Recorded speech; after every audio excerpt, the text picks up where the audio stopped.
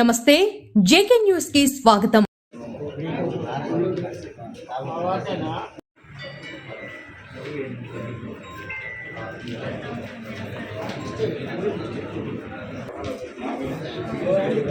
ప్రతి సోమవారం రోజు కూడా గ్రీవెన్స్ డే రాష్ట్ర ముఖ్యమంత్రి వర్యులు గ్రీవెన్స్ పెట్టి ఎవరైతే అర్జీదారులు వస్తారో ఆ అర్జీదారులకి పరిష్కారం చేయాలనే కాన్సెప్ట్తో మన ముఖ్యమంత్రి వర్యులు పెట్టినటువంటి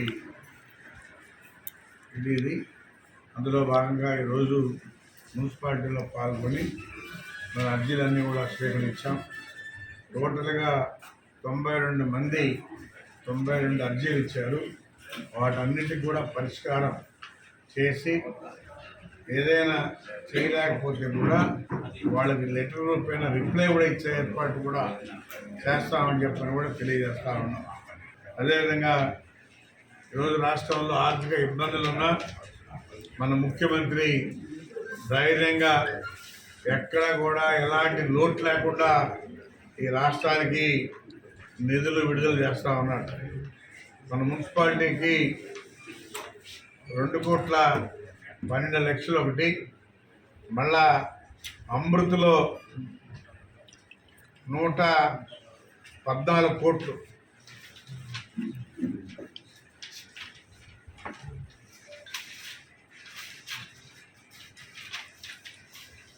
ఆ 114,84,00,000 అమృతలో కూడా ఇప్పుడున్నటువంటి పైప్ లైన్లు మొత్తం కూడా డిస్మాండిల్ చేసి శాశ్వతంగా ఉండే విధంగా ఇప్పుడు వేసినటువంటి పైప్ లైన్ అక్కడక్కడ లీకులు అవుతూ ఉన్నాయి, కంప్లైంట్లు ఉన్నాయి, ఈ పోయి డ్రైన్లో కలుస్తున్నాయి అని రకరకాల అపోహలు ఉన్నాయి.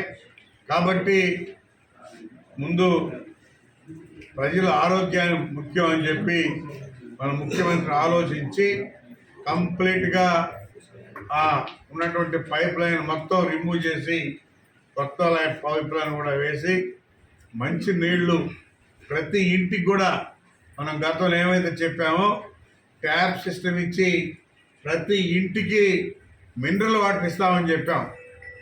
అదేవిధంగా ప్లాంట్ అక్కడ పెట్టి మినరల్ వాటర్ కూడా త్వరలో ఇవ్వబోతున్నామని చెప్పని కూడా తెలియజేస్తా ఉన్నాం. దానికోసమే 112 కోట్లు ఖర్చు కూడా అవుతుందని చెప్పని కూడా తెలియజేస్తూ ఉన్నాం.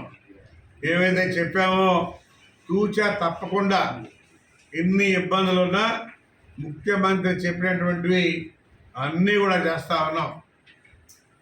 కొన్ని చెప్పడానికి కూడా చేస్తున్నాం. 15,000 ఇస్తామని చెప్పని మేనిఫెస్టోలో కూడా లేదు.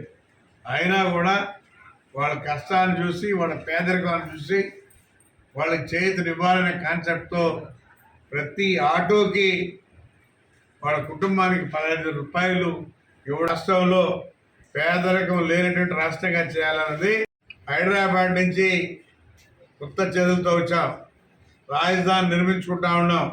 2 సంవత్సరాల్లో మనకి బ్రహ్మాండమైనటువంటి రాజధాని కూడా ఏర్పడుతుందని చెప్పి తెలియజేస్తా ఉంటాం.